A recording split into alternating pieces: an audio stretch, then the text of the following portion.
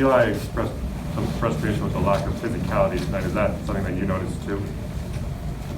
I'm sorry, elaborate on that? Eli expressed frustration with the lack of physicality. He's talked about the fact that this isn't high school basketball anymore. This isn't another conference. This is the Big Ten, and he doesn't think that you guys have been physical enough to this point in the season. I was curious if that's something you agree with. Well, that's his opinion, and that's something that we will definitely identify and see how we can improve.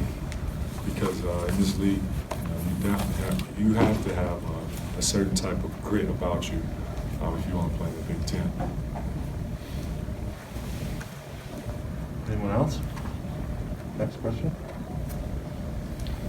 Juwan, Hunter said he thought they were bringing more double teams in the second half at him. Would you agree with that? And if so, how do you guys go about countering that?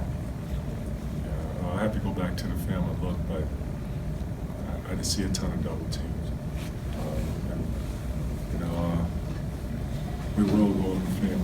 We'll go back and look at the film and see where the double team, where he feels there was a double team occurred. I will make sure that we look at it as a team, and also Hunter and I will look at it together. I'll start with Steve. Hey, Juwan. You guys did the tough thing, being down by 16, having a 10-0 run, and making it, putting yourself in a winnable situation.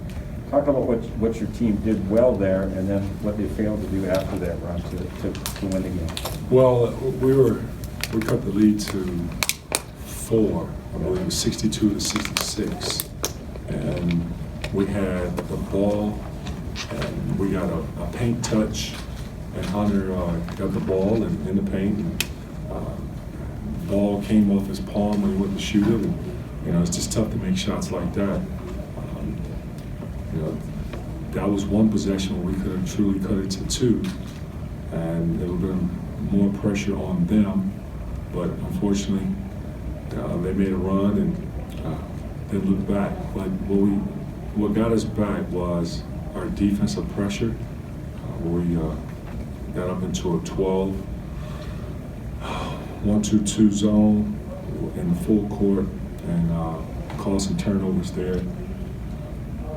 And then we also went back on the defensive end half court, and we were in the zone because there were times when we were in man, we didn't do a good job of keeping the man in front, blow by, downhill, or a guy end up catching in the corner, blow by, layup. So that's why I made an adjustment, went to a zone. The zone stalled them, and it allowed us to get back into a run. But then that possession keep coming back in my head. We're down 62 to 66. That one hurt. Yeah, in the second half, Minnesota started on a 12-4 run. What do you think kind of went wrong to open the second half? Yes, I just really felt like, we was not ready. We was not ready to start the half, mentally or physically. And there were too many blow-bys on the ball screen, where a guy ended up switching, and we had one of our bigger guys switching onto a perimeter and not doing a good job of talking and getting our matchups. And so, they were able to take advantage of that. And then the battle made some tough shots, mid-range, speaking of, because they know that he was a very good three-point shooter.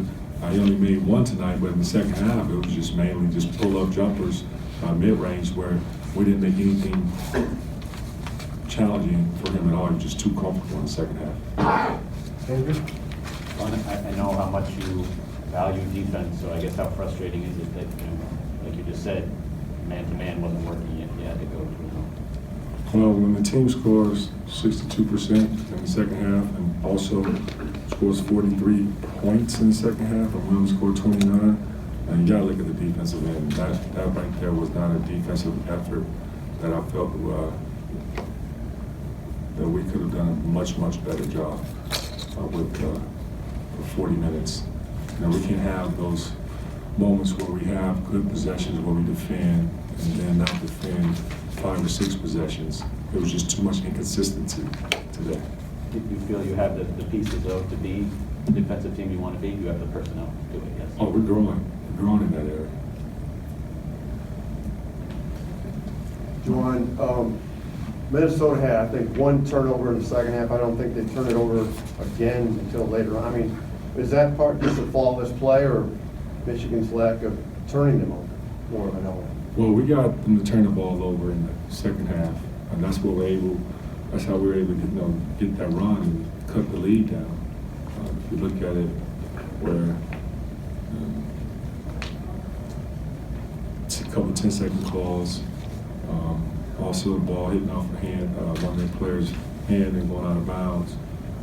But we got to be able to do a better job of having more consistency throughout it, not just during the stretch when you're trying to fight back in it, but you have that type of defensive disposition for 40 minutes.